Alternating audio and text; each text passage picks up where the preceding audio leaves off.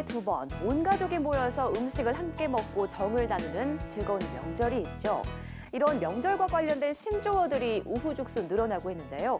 여러분은 어떤 신조어를 알고 계신가요? 자, 몇 가지 좀 살펴볼까요? 일단 명절 증후군은 대부분 아실 테고, 이 명절 때 고향에 갔다가 집으로 돌아오는 길에 여행이나 나들이 떠나는 사람들을 일컫는 디턴족. 또 명절에 고향을 내려가는 대신 0.5배의 아르바이트 시급을 더 받기 위해서 일하는 0.5배족이라는 신조어도 있습니다. 또 명절 대피소라는 말도 있는데 이건 무슨 뜻일까요?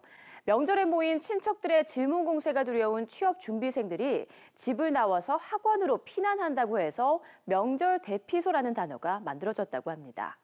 또 명절이 되면 가족 간의 갈등이 심화돼 이혼 가정이 늘어나는 것에서 명절 이혼이라는 단어도 생겼습니다. 대부분의 신조어들이 좋은 의미가 아니라는 걸 알 수 있죠. 그만큼 오늘날 명절이라는 단어는 가족의 가슴을 멍들게 하는 멍절로 전락해버렸는데요. 다시 따뜻하기만 했던 예전으로 돌아갈 순 없을까요? 오늘은 명절에 겪을 수 있는 다양한 분쟁들에 대한 이야기를 나눠보겠습니다. 아는 만큼 보인다. 이럴 땐 이런 법.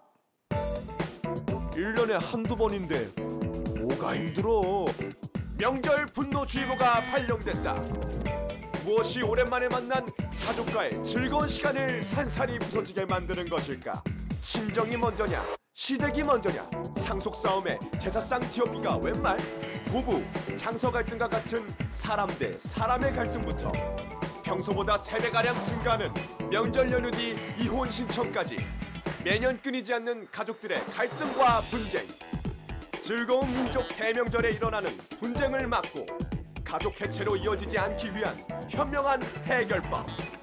이럴 땐 이런 법에서 자세히 알아보자. 네, 오늘의 주제, 바로 명절에 겪을 수 있는 다양한 분쟁들입니다. 평소에도 겪을 수 있는 문제들이지만 유독 명절 기간에 더 많이 또 더 심하게 싸움이 일어나는 경우가 많은데요. 그 이유가 무엇인지 또 해결 방법은 무엇인지 법무법인 1호 대표 박병규 변호사 그리고 법제처의 조연경 사무관님과 함께 이야기 나눠보겠습니다. 안녕하세요. 안녕하세요. 네. 안녕하세요.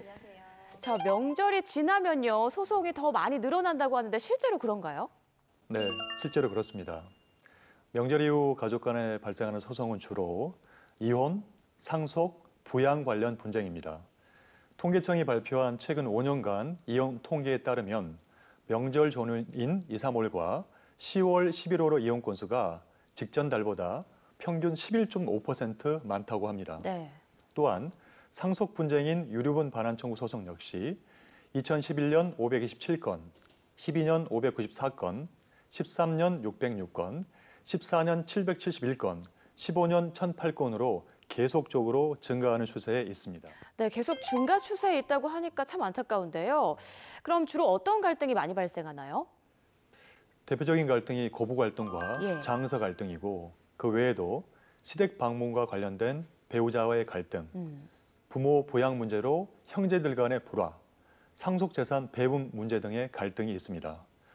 또한 종교 갈등으로 인해 소위 절을 할지 말지 여부에 대한 제사와 추모 예배 사이의 갈등도 요즘에 극히 문제되고 있습니다. 네.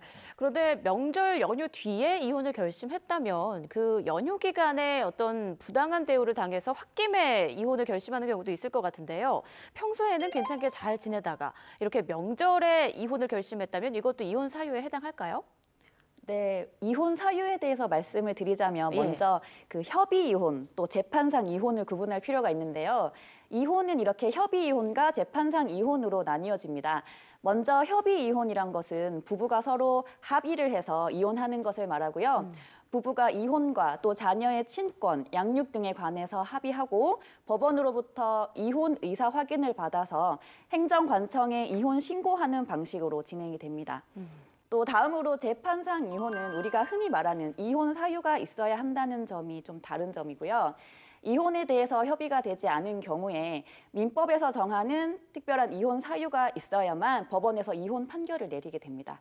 민법에 따른 이혼 사유를 보면 첫 번째, 배우자의 부정한 행위가 있었을 때, 또 두 번째, 배우자가 악의로 다른 일방을 유기한 때, 셋째로 배우자 또는 그 직계 존속으로부터 심각한 정도의 부당한 대우를 받았을 때, 또 넷째로 자기의 직계 존속이 배우자로부터 심각한 정도의 부당한 대우를 받았을 때가 해당됩니다. 예. 그리고 배우자의 생사가 3년 이상 분명하지 않거나 기타 사유로 혼인을 계속하기 어려운 중대한 사유 등이 이런 이혼 사유에 해당됩니다.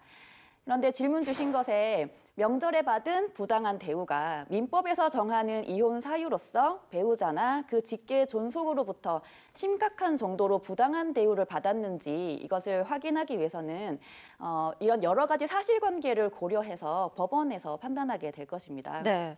아니 그런데 명절에 가정폭력도 급증한다고 하더라고요. 이거는 이유가 뭘까요?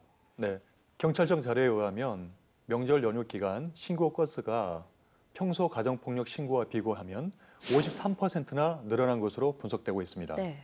순서로 본다면 부부 간 폭력, 부모, 자녀 간의 폭력, 형제, 자매 간 폭력 순서였습니다. 명절 동안 음주, 개인적 문제 등으로 갈등은 빚는 외에 시댁 방문, 제사 음식 준비, 부모 부양을 둘러싼 불화, 다툼 등의 다양한 원인이 명절 스트레스로 바뀌어서 결국 가정폭력으로 이어진다고 할 것입니다. 네, 이제 말싸움에서 넘어서서 가정폭력으로 커진다는 얘기인데요. 그런데 가정폭력을 당하고도 무서워서, 보복이 무서워서 신고를 못하는 경우가 많다고 하더라고요. 사무관님, 이럴 때는 어떻게 대처하면 좋을까요? 네, 가정폭력을 당하면 그 대처 방법으로 먼저 가정폭력 전문 상담 기관을 통해서 그런 피해 관련 사항이라든지 긴급 보호나 법률 문제 같은 부분을 상담받을 수 있겠습니다. 가정폭력 상담 기관에서는 상담 외에도 가해자 교정 치료나 가정폭력 예방 교육과 같은 프로그램도 운영하고 있습니다. 또 다음으로 누구든지 가정폭력을 알게 되면 경찰에 신고해서 문제를 해결할 수도 있습니다. 네. 신고받은 경찰은 즉시 현장에 출동해서 폭력 행위를 제지하고 또 가해자와 피해자를 분리하는 등의 가정폭력 범죄에 대한 응급 조치를 해야 하는데요. 이 응급 조치에도 불구하고 가정폭력이 재발될 우려가 있으면 피해자를 격리하거나 접근 금지 조치도 취할 수 있습니다. 또 마지막으로 가정폭력 피해자는 가정폭력 범죄에 대해서 고소할 수 있는데요. 형사소송법에 따르면 자기나 배우자의 직계 존속은 원래 고소할 수 없는 게 원칙인데 네. 가정폭력 피해자의 경우에는 가해자가 직계 존속인 경우에도 고소할 수가 있습니다. 네. 가정폭력의 재발이 우려가 된다거나 보복 우려가 있는 경우에 법원은 피해자를 격리하거나 또 가해자 접근 금지 조치를 한다거나 가해자 친권 행사 제한 등을 해서 피해자 보호 명령을 할 수 있습니다. 또 가정폭력 범죄에 대해 고소를 한 피해자는 이런 별도의 민사소송 없이도 가해자로부터 치료비와 부양료 등의 그 배상을 신청할 수도 있습니다. 네, 가정폭력은 뭐 명절만의 문제는 아닐 텐데요. 반드시 없어져야겠습니다. 또 앞서 얘기했지만 이 제사와 관련된 분쟁도 생각보다 참 많다고 하더라고요. 보통 제사를 치르는 장남과 나머지 형제들 간의 싸움이라든지 종류가 달라서 또 의견 대립이 생길 수도 있는데요. 제사에 관련된 것도 어떤 법적 제도가 마련돼 있나요? 네, 마련되어 있습니다. 예. 법에는 제사권이라는 권리가 있는데요. 제사권이란 제사를 지낼 수 있는 자격이나 권리를 말합니다. 민법을 보면 제사용 제사는 제사를 주재하는 자가 승계한다고 규정하고 있습니다. 대법원에 따르면 제사 주재자는 돌아가신 분의 공동 상속인들 사이에 협의로 원칙적으로 결정을 합니다. 근데 협의가 되지 않는 경우에는 제사 주재자의 지인은 유지할 수 없는 특별한 사정이 있지 않은 한 돌아가신 분의 장남, 이 제사의 주재자가 되고 예. 공동 상속인들 중 아들이 없는 경우에는 돌아가신 분의 장녀가 주재자가 됩니다. 장남이 있더라도 중대한 질병이 있거나 방탕한 생활을 한 경우 또는 평소 부모를 학대하거나 왕래가 없는 등의 특별한 사정이 있다면 둘째가 제사 주재자의 지위를 승계하는 사실을 확인해야 될 겁니다. 네, 얘기 나눠보니까 이 명절 분쟁의 그 종류들, 이유들도 참 다양하네요. 그런데요, 왜 이렇게 유독 명절에 이런 가족 간의 갈등이 많이 일어나는 걸까요? 네, 평소 가족 사이에 묵혀두었던 감정의 앙금이 명절날 드러나기 때문일 것입니다. 명절을 맞아 서로에 대한 앙금을 하나둘 이야기하는 과정에서 다툼이 발생하게 되는데 특히 요즘은 가족들 간에 자주 만날 기회가 없기 때문에 네. 평소에 대화를 통해서 풀지 못하고 쌓여있던 것을 명절날 반주 한잔 하다가 폭발하는 경우가 많기 때문일 것입니다. 네, 오랜만에 가족들이 모이는 명절인 만큼 조금 서로 따뜻한 한마디를 해주는 게 좋을 것 같다는 생각이 드네요. 자, 이번에는 명절에 일어날 수 있는 분쟁 중에서 특히 시청자 여러분이 궁금해하는 질문들을 모아봤습니다. OX 퀴즈로 알아볼게요. 자, 먼저 첫 번째 질문입니다. 제사상을 없는 건 죄가 아니다. OX. 네, X입니다. 네, 죄라는 말씀이시죠. 제사방해죄가 성립할 수 있습니다. 사건을 하나 말씀드리자면 지난 2011년 4월 서울 동작구에 있는 사육신묘 공원에서 발생한 사건인데요. 사육신 후손인 현창에 속한 김모 씨가 사육신의 다른 후손인 선양의 후손들이 제사를 위해 묘역 내 의절사로 들어가는 것을 몸으로 막고 제사상을 들어 엎은 사건입니다. 예. 백촌 김문기를 사육신에 포함해야 한다고 주장하는 현창회와 배제해야 된다고 주장하는 선양의 후손들의 갈등이 결국 제사 방해로 이어진 겁니다.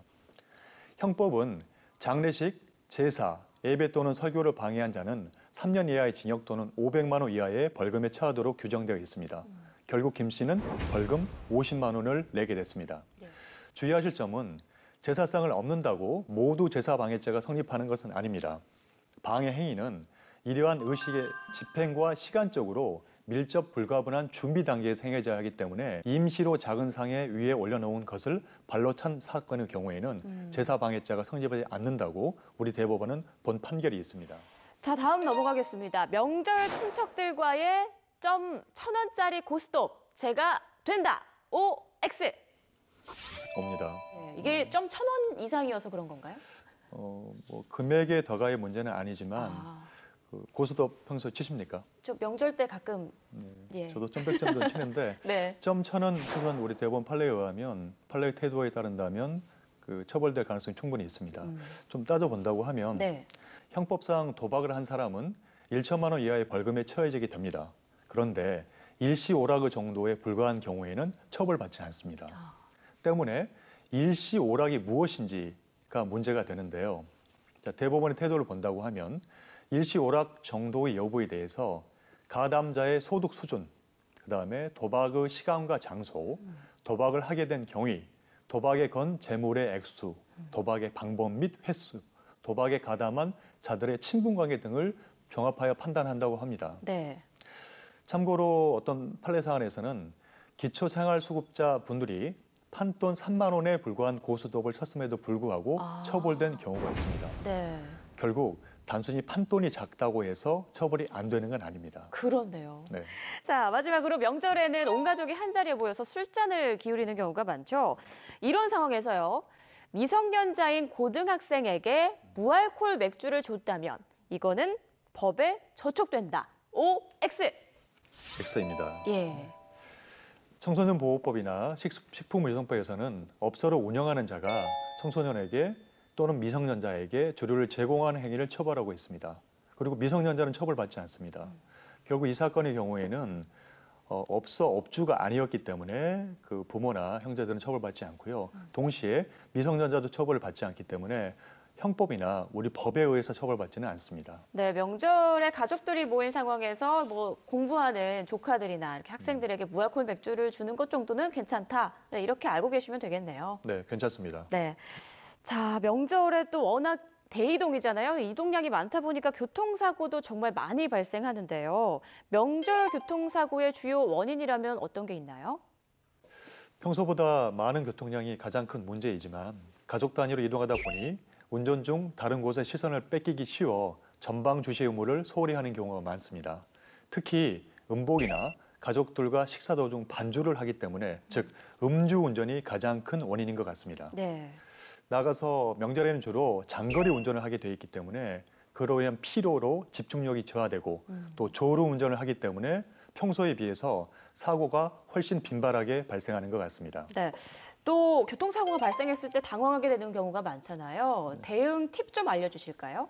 누구나 다 아시겠지만 예. 첫 번째가 사고가 발생하지 않는 것이 가장 중요하겠죠. 근데 사고가 난다고 하면 최대한 빨리 사고 당시의 사진 등의 증거를 확보해야 됩니다. 확보한 직후 비상등을 켜고 안전한 갓길로 차량을 이동해야만 2차 사고를 예방할 수 있습니다. 네. 또 사고 즉시 삼각대 설치하고요. 고속도로 콜센터와 보험회사에 신고하는 것도 잊지 말아야 할 것 같습니다. 네. 귀성길이 고생길이 되지 않도록 모두 각별히 좀 주의를 해야 되겠네요. 네. 네. 자, 오늘은 명절에 일어날 수 있는 다양한 분쟁들에 대해서 이야기 나눠봤는데요. 전문가들에 따르면 명절에 강력 사건들이 더 많이 일어나는 이유가 명절에는 가족과 고향에서만큼은 위안을 받고 싶은 기대가 있는데 위안은커녕 오히려 자기가 무시를 당한다고 느낄 때 또 소외감, 좌절감에 빠지게 될 때 그 영향이 훨씬 더 커서 극단적인 행동을 한다고 합니다. 명절은 떨어져 지내던 가족들이 오랜만에 모이는 뜻깊고 화목한 날이죠. 오늘 사례들 참고하셔서 세상 누구보다 가까운 가족끼리 서로 이해하고 보듬어주는 시간 보내셨으면 좋겠네요.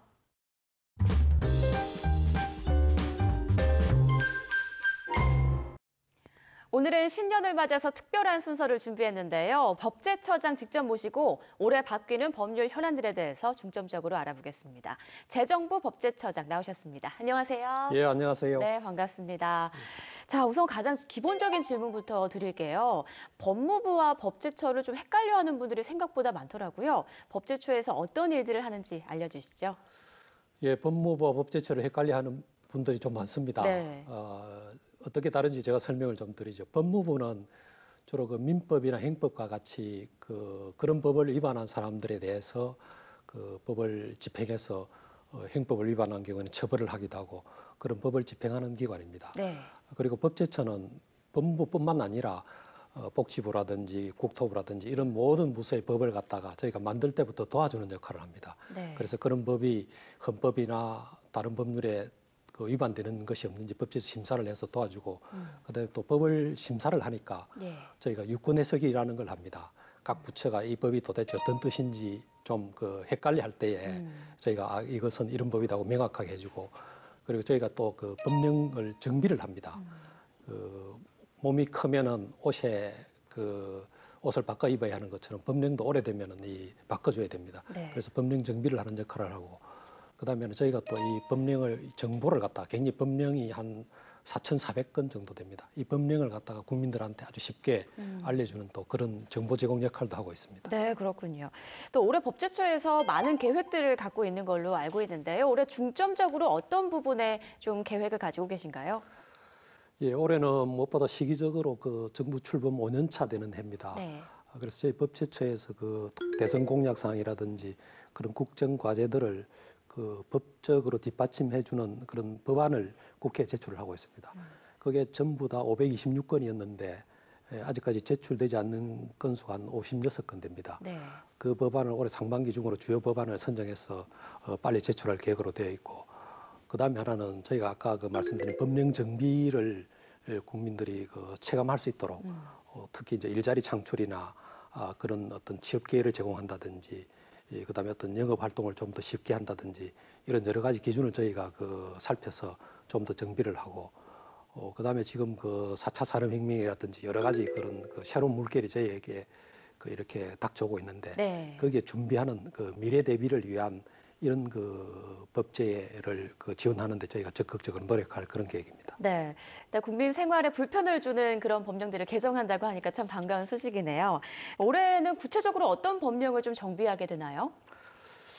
미국의 16대 대통령 링컨 대통령이 있죠. 예. 링컨 대통령은 사실 어렸을 때 정규 학교를 못 가가지고 독학으로 공부를 해서 변호사 자격을 땄습니다. 네. 그런데 우리나라에도 독학사 제도라는 게 있어가지고 그다음에 또 학점 인정에 의해서 정규 대학을 못 가고 그렇게 학점 인정을 받아가지고 학사학위를 취득하는 그런 사람들이 많습니다. 그런데 법을 자세히 살펴보면은 예를 들면 응급구조사라는 이런 자격증이 있는데 그런 자격을 취득할 때에 정규 대학이나 전문 대학을 졸업한 자 이렇게 되어 있습니다. 자격 요건이. 네. 그러니까 이렇게 학점 취득을 받은 사람들은 시험을 칠 수 있는 그런 기회조차도 가지 못하게 되는 그런 문제점이 있습니다. 그래서 이런 법령을 저희가 살펴보니까 한 130여 개의 법령에 그런 자격들이 있는데 그것을 저희가 관계부처하고 협의해서 다 이런 분들이 그런 시험을 칠 수 있도록 저희가 좀 적극적으로 그렇게 기회를 제공할 그런 계획이고 그리고 또 이게 새로운 그런 영업 행태들이 많이 생겨나고 있습니다. 예를 들면 온라인을 통해서 영업을 하는 이런 판매점도 많이 생겨나고 있는데 네. 근데 이런 경우에도 그 영업소의 어떤 그런 시설을 갖추도록 그렇게 하는 그 법령들이 많이 있습니다. 예. 사실 필요 없죠. 온라인으로 하니까 그는 안 갖춰도 되는 그런 것들이 많은데 그래서 저희가 이런 규정들도 잘 살펴봐가지고 좀 현실에 맞게끔 그렇게 정비해 나갈 그런 계획입니다. 그러니까 더 많은 사람들에게 기회를 주고 또 좀 더 생활이 편리해질 수 있도록 법이 개정되는 거네요. 예, 그렇습니다. 네. 자, 처장님, 이 신고제도도 국민들이 불편하게 여기는 것 중 하나인데요. 이 법제처에서 신고제도를 좀 더 편하게 정비해서 지난해 아주 반가운 상을 받았다고 들었어요. 적극행정 우수사례 최우수상. 자, 그럼 앞으로 신고제도가 어떻게 바뀌는 건가요?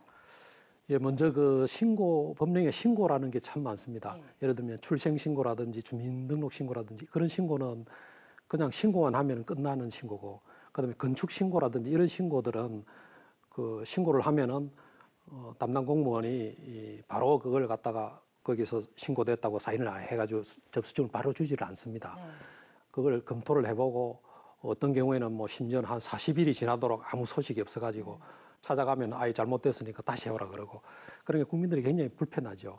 그래서 저희가 이런 그 신고 규정들을 갖다가 그 다 찾아가지고 그 법률로 따져보면 한 420건 정도 되는데 그걸 다 따져보니까 이 공무원들도 이게 뭐 아까 그 건축신고 같은 것은 수리를 요하는 신고라 그러는데 그런 그 수리를 요하는 신고는 그런 신고라고 명시를 해가지고 예를 들면 그것도 이제 기간을 무한정 주는 것은 아니고 건축신고의 경우는 5일간만 줘가지고 5일 그 신고를 하고 나서 5일 이내에 뭐 아무런 소식이 없으면은 그냥 신고가 된 것으로 보고 집을 지을 수 있도록 제가 그렇게 아주 편리하게 그 법을 고치는 그런 작업을 하려고 합니다. 그렇군요.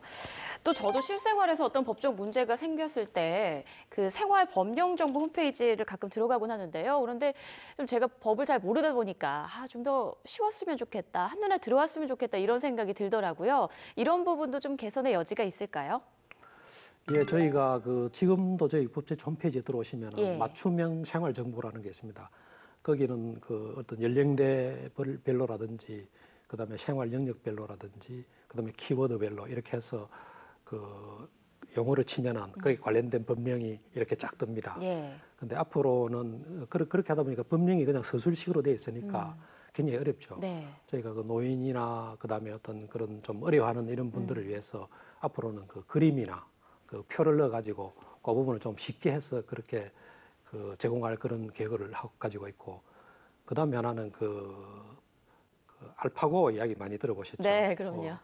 저희도 앞으로는 저희가 갖고 있는 법령 정보가 굉장히 그 양이 많습니다. 예.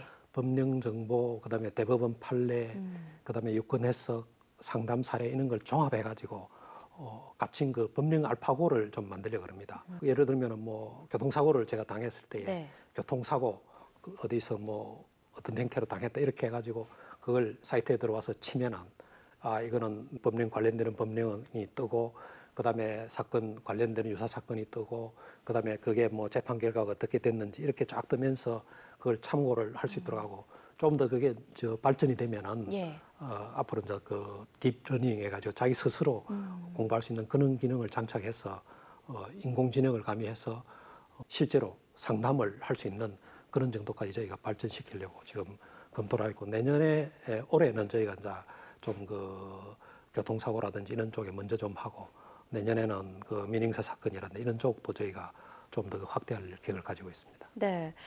국민들이 실질적이고 조금 더 편하게 이런 법적 도움들을 받을 수가 있겠네요.